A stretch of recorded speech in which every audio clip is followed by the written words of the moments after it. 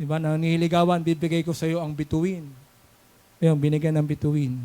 Sinasaktan na siya, ginugulpi na siya, mahal pa rin. Habang may buhay, may pag-asa.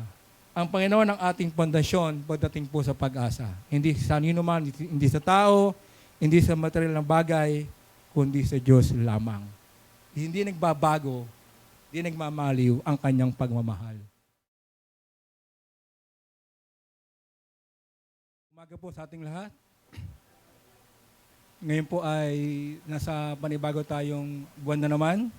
Bago na naman po yung ating tema about hope that endures through every season.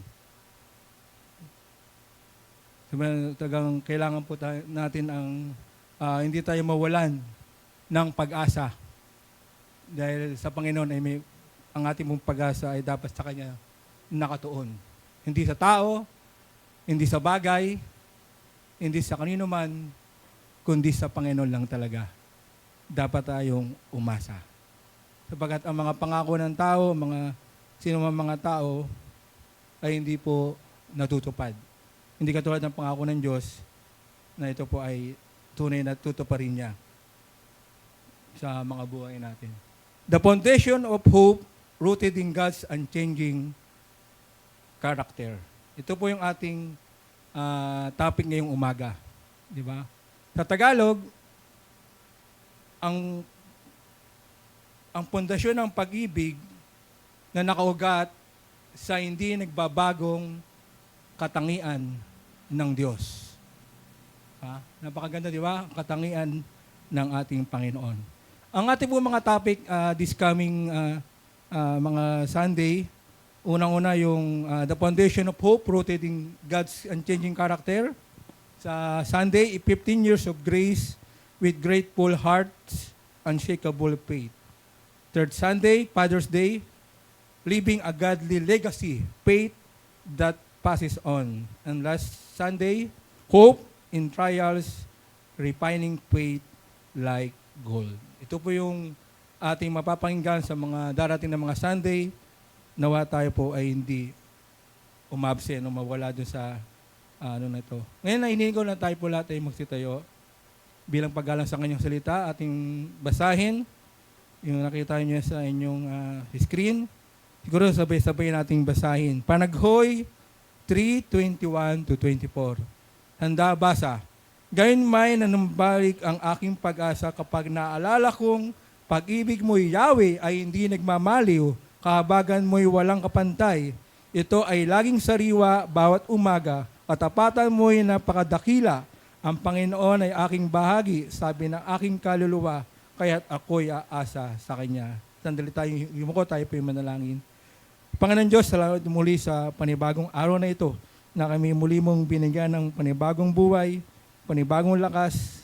Siwat alam po namin na hindi pa tapos ang aming layunin, hindi pa tapos ang ipinapagawa mo sa mga buhay namin.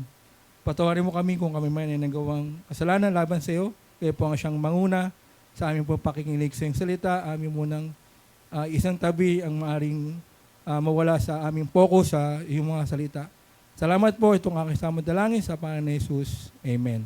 Sabi mga ko po na maraming salamat po. Ang panaghoy, pag sinabing panaghoy, ito yung grief or pagdadalamhati o ikaw ay sabihin, maaaring ikaw ay nawalan. Ang aklat ng panaghoy ay maaaring nasulat sa pagitan ng 586 to 575 BC. Ito ay habang sinasakop ang Jerusalem sa kamay ng Babylonia. Dahil sa patuloy na hindi pagsisisi ng Huda sa pagsamba sa mga Diyos-Diyosan, inayaan ng Diyos na sila ay salakayin, pagnakawan, sunugin, at wasakin ang syudad ng Jerusalem. Pati ang templo ni Solomon na nakatayo sa loob ng 400 years na nakatayo, sinunog rin.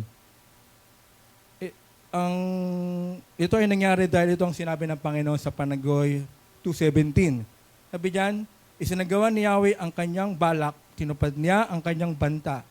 Walang awa niya tayong pinasak, pinagtagumpay niya ang kaaway, at dilulutan ng kagalakan sa paglupig sa atin. Ito po ay kinuha ko sa God question, ang ano na to. Kaya, dahil nangyari po to sa kanila, dahil hindi po nila nasunod yung covenant nila sa Panginoon. Di ba? Yung, balikan natin yung kay Moises, yung mga utos doon. Di ba? Maraming utos doon. Sabi nga doon, kung gusto mong pagpalain, sumunod ka. Pero kung ayaw mong pagpalain, huwag kang sumunod. Dahil curse ang bibigay sa iyo ng Panginoon. Kaya, anong leksyon na makukuha natin dito bilang tayo ay, sabihin tayo ay nakakilala sa Panginoon, tayo ay pamilya ng Panginoon, at meron din siyang pinapagawa sa atin. Diba? Ayan. Minsan tayo ay nakakaranas ng kulungkutan, kapamakan, asukuna, at marami pang iba.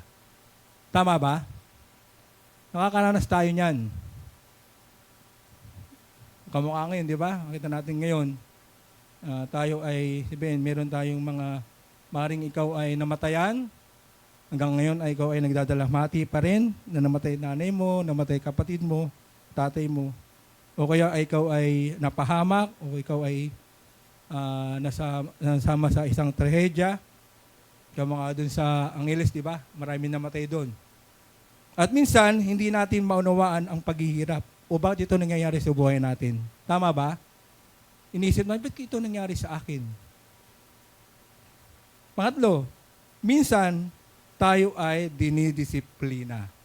Kamukha ng bansang Israel. Sila ay dinidisiplina ng Panginoon. Ginamit ng Panginoon ang ibang bayan, ang ibang bansa, para sila parusahan. Dahil sila ay sumuway sa Diyos. Diba? Anong ginagawa na sila ay sumasamba sa mga Diyos-Diyosan, nag-aasawa ng ibang lahi, ano pa, hindi sila sumusunod sa mga utos ng Panginoon. Walang pinagkaiba pinagkaiba ito sa atin ngayon. Dahil bagaman hindi natin maaaring sabihin natin na wala naman tayong Diyos-Diyosan, wala tayong rebulto. Pero ang Diyos-Diyosan, ito ay maaari natin ikumpara sa mga bagay na mas inuuna natin kaysa Panginoon. Tama ba? Lagi ka doon nakapokus doon, alam mo, sa mga tao, sa mga artista, sa mga ano na yan, na ikaw ay lagi na lang doon. Tuwan-tuwa ka pag nandun ka. Di ba? Yan ang mga bagong idol. Maging digital, pwede rin maging idol natin. Diba? Ang cellphone, ang mga gadget, ang mga social media. Diba? Pwede natin maging ano yon, maging isa sa mga Diyos-Diyosa natin na maaaring ano natin sa Panginoon. Mas bigyan natin ng halaga. Kaya itong panagawin na to ay makita natin itong chapter 3, kumbaga sa narinig ko lang, kumbaga sa sandwich, ito yung pinakapalaman. Chapter 1, chapter 2, tapos chapter 4 and 5. Yan yung mga kabila-bila, yung kanilang dinaranas na paghihirap. At itong chapter 3, dito, ipinakita ng Panginoon na hindi sila dapat mawalan ng hope o pag-asa. Kung sila talaga ay kasama sa bayan ng Panginoon. Kaya walang ipakiba sa atin. Kung tayo talaga ay kinikilala natin na tayo ay kasama sa pamilya ng Panginoon, tayo ay nakakilala sa Kanya, niligtas niya tayo, huwag tayong mawalan ng pag-asa. Diba sabi nga sa prayer ni Pastor kanina, kahit ilang beses tayong nadadapa o nagkakasala, paulit-ulit tayong itinatayo, pinapatawad ng Panginoon. Pero nakakahiya, no? Kung patuloy tayong ganun, na kumbaga para tayong mga Israel. Di ba? Makita niyo kung paano, kung ilang taon sila dito na bihag? 70 years silang bihag dahil sa kanilang pagsuway. Ginamit ang ibang bansa para sila disiplinahin. Kaya huwag natin hintayin na tayo ay makaranas pa ng matinding disiplina ng Diyos. Gusto nyo ba yon? Dahil itong anak ko, pasaway ito eh. Ano kaya pwedeng gawin dito? Pilaya natin? Ano kaya? Ay, Diyos na nakakaalam noon, mga kapatid. Kung patuloy pa rin tayong sumusuway sa kagustuhan ng Panginoon. Di ba? Kung ano natin ang utos sa Bible, marami itong utos dito. Di ba? Hindi lang 10. Di ba? Kaya nga, ginawa ano na lang eh. 2 na lang, di ba? Ano una?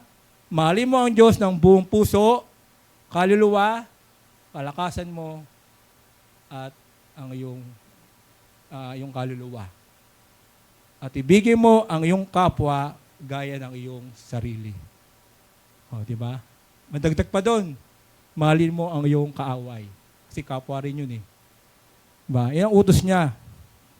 Kaya kamusta po tayo mga kapatid? Nagmamahal pa rin tayo sa Diyos? O sarili pa rin ba natin ang inuuna natin imbis na ang ating Panginoon? Kaya dapat po nating maging pundasyon, mga kapatid, ay ang ating Panginoon. Diba? Ano sabi niya ng sumulat? Sabi niya sa 3:18, ay, sorry po. Tama yan, 3:18. Sabi diyan, kaya't ang aking sinasabi, wala na ang aking kaluwalhatian at ang aking pag-asa ay sa Panginoon. At ngunit ito'y naalala ko, kaya't meron akong pag-asa. Sa kabila po na sumulat ito, si Jeremiah, sa kabila na siya ay parang kasama siya doon sa bayan ng Israel at dinadamay niya yung kanyang sarili. At nangyari rin sa kanya yung talagang kahirapan sa buhay niya. Kaya nga tinawag siyang the weeping prophet. Pag weeping talagang lumuluwa, dalamhati. At siya rin yung prophet na parang inilubog ba dun sa Poso Negro o sa isang madilim na tubig. Poso Negro natin. Burak, parang ganun. Ikaw ay ililibing doon. O ikaw ay papasok doon. Gusto mo ba? Diba? Mahirap. Pero dahil sa Panginoon, talagang itong si Jeremiah, ganoon na lang siya sa Panginoon. Love niya ang Panginoon, ganoon siya ka-faithful sa kanyang panampalataya sa Panginoon.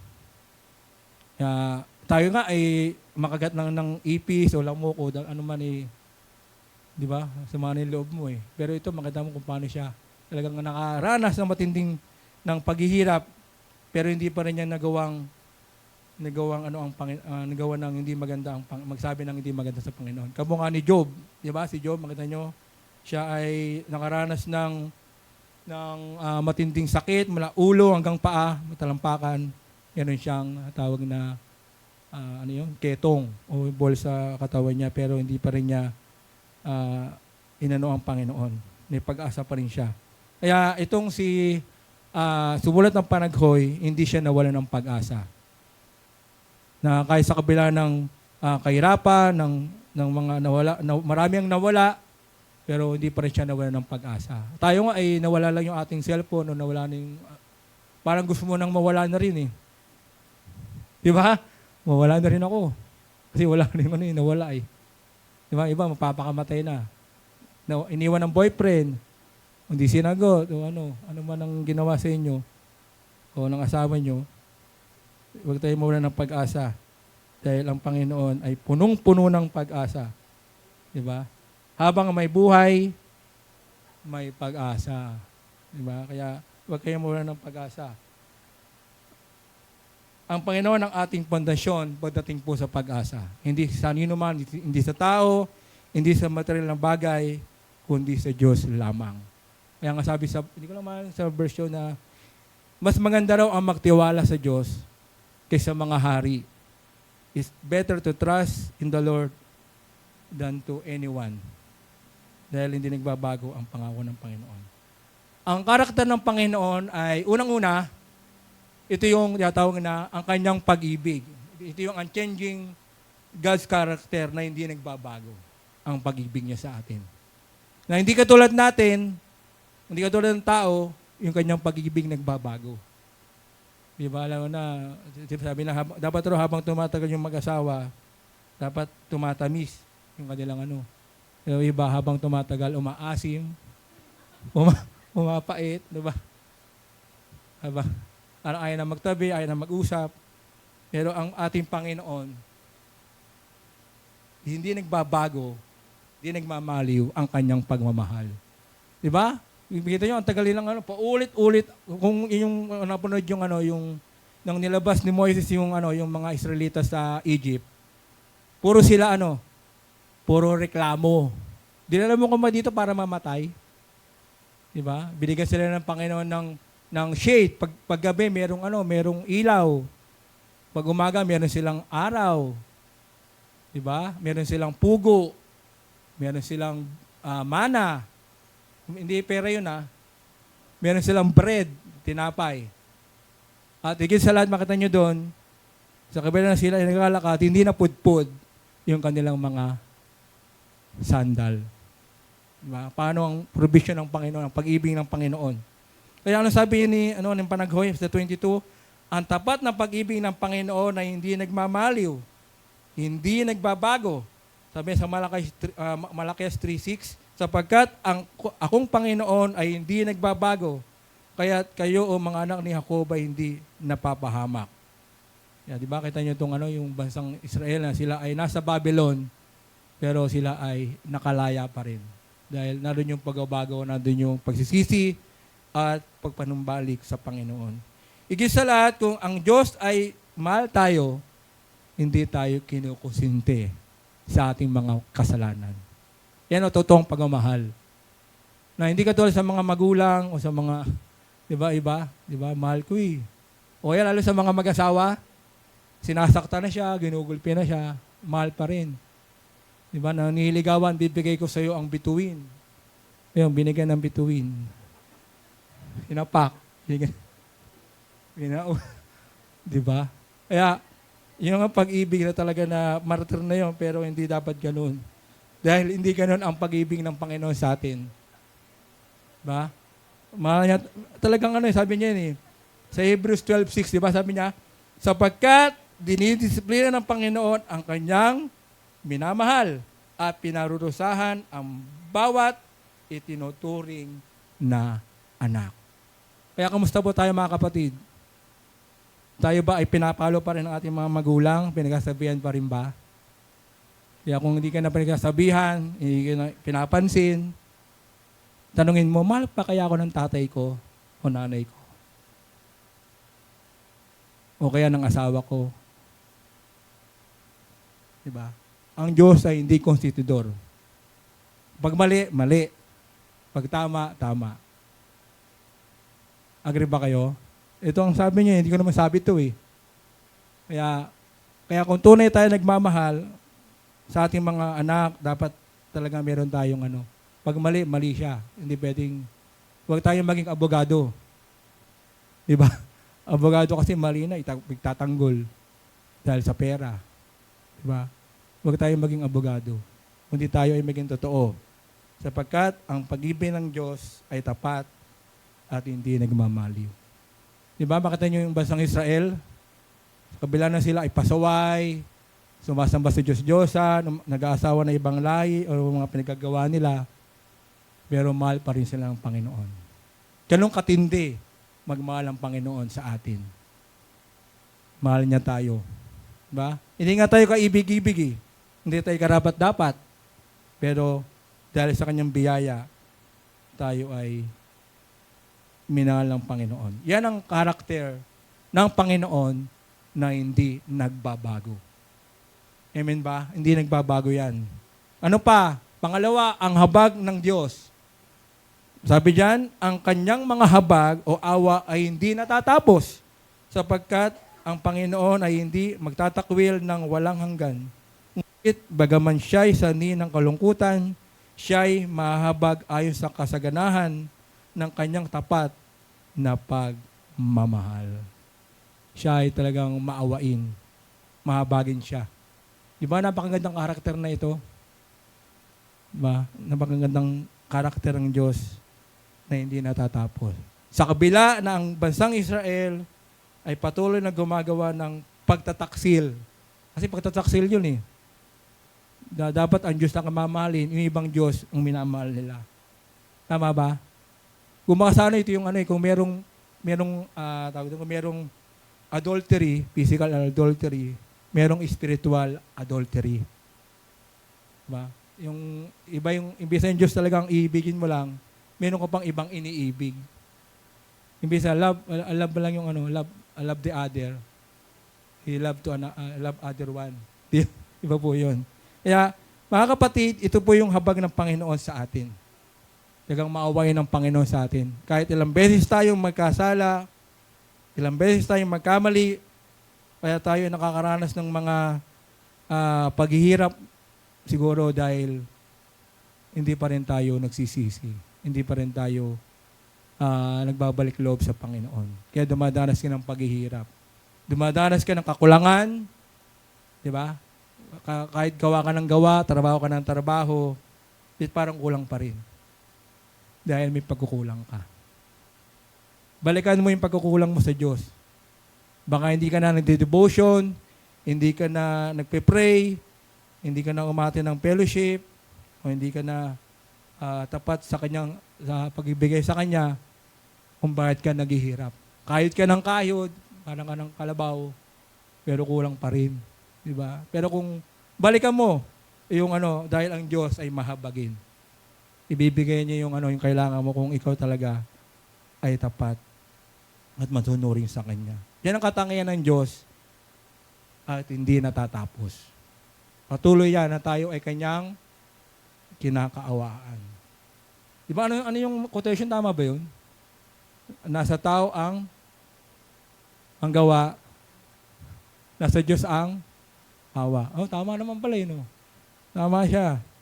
Pero dapat gagawa ka. Hindi ka lang maghihintay ng dyan, ng blessing. Hintay ka lang na bumagsak yung bigas. Hindi mabaksak yun. Kailangan magtrabaho ka para magkaroon ng blessing. Habag ng Panginoon. Ito po yung kanyang pangalawang karakter na hindi po nagbabago.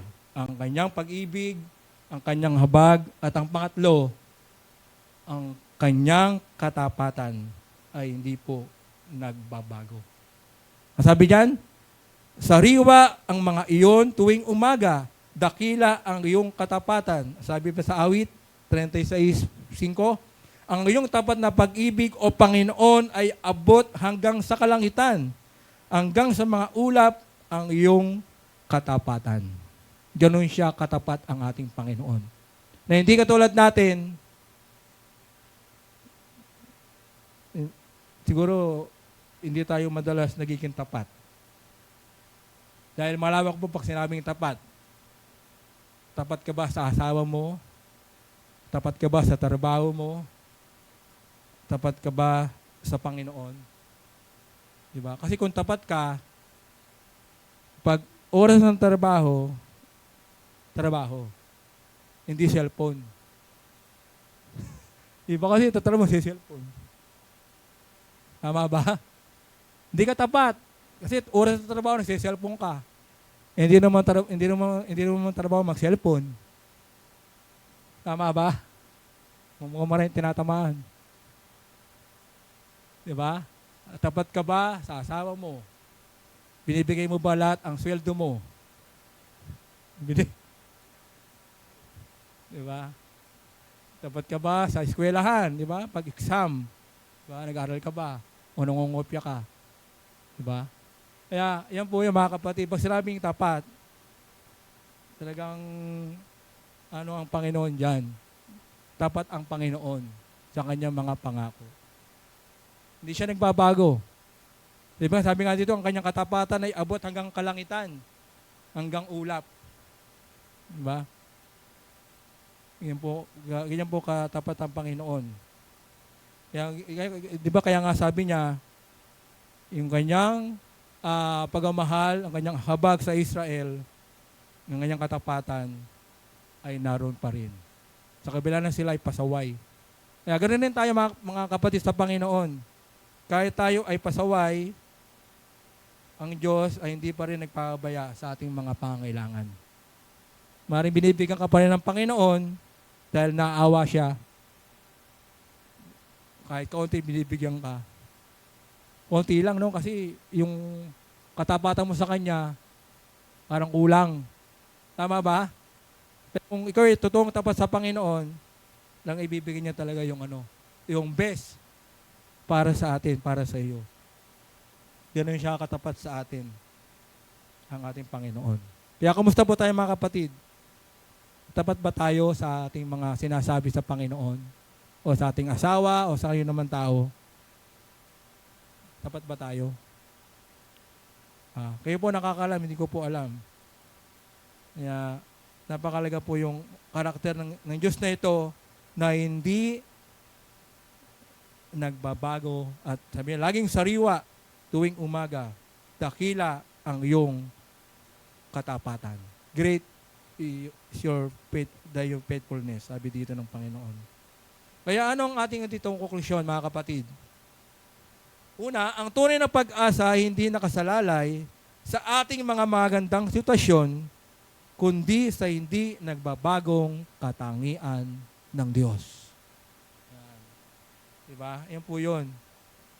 Kasi, ibig sabihin, sa madalang salita, hindi dapat tayo umasa sa mga material na mga bagay. Dahil yan ay mauubos, maaaring mawala. Pero ang ating Panginoon, hindi nagbabago sa Kanyang mga katangian. Ang Kanyang pag-ibig ay hindi kailanman nawawala o nanlalamig. Hindi katulad sa atin. Kahit maranasan natin ang kawalan at pasakit at kung ano-ano pa na mga problema. Amen ba? Yan po ang pag-ibig ng Panginoon sa atin. Hindi nawawala. Na hindi katulad sa tao, kapag tumatagal, ano nangyayari? Para bang natabangan na, nawawala na, no? At pangalawa, ang habag ng Diyos ay hindi natatapos sapagkat nais niya na tayo ay magsisi at manumbalik sa Kanya. Yan po yun. Ang Kanyang katapatan ang nagbibigay sa atin ng dahilan upang tayo ay magpatuloy na magtiwala. Wala ng tiya, na wala hindi. Kaya yan po yung mga kapatid. Ito yung dapat na nakuha natin lesson kanina na tayo ay nakakaranas ng mga kalungkutan, kapigatian, at minsan tayo nakakaranas na hindi natin alam bakit. At pangatlo, minsan tayo ay dinidisiplina ng Panginoon kung bakit tayo nakakaranas ng paghihirap. Tama ba? Agree ba kayo? Yan po yun. Ano yung ating application, mga kapatid? Ito po yung mahalaga. Magtiwala ka sa Diyos dahil ang Kanyang pag-ibig ay hindi kailanman nagtatapos o nagbabago. Yan po yung mga kapatid. Magtiwala ka sa Diyos. Pangalawa, magtiwala ka sa Diyos na ang Kanyang awa ay walang hanggan. Pangatlo, magtiwala ka sa Diyos na ang Kanyang katapatan ay hindi kailanman nabibigo. Napakaganda po, no? Hindi nabibigo ang katapatan ng Panginoon sa atin. Yan po yung, ganun siya katapat sa atin. Kaya, ang iwan kong tanong, ito po yung tanong natin. Bakit mahalaga na magtiwala sa Diyos kung ikaw ay nagtitiis o naghihirap? O, di ba? Bakit mahalaga? Paano mo maranasan ang bagong habag ng Diyos sa tuwing umaga sa iyong mga buhay? Kaya, naalala ko lang yung kantang The Steadfast Love of the Lord Never Ceases. Alam niyo ba yun? Alam mo yung kanta na yun? Sabi ng kanta, The steadfast love of the Lord never ceases. His mercy never come to an end. They are new every morning. New every morning. Great is thy faithfulness, O Lord. Great is thy faithfulness. Diba? Napakagandang kanta to. Hindi ko naawitin. Ang kanta. Sige, alam nyo ba yung tayo natin?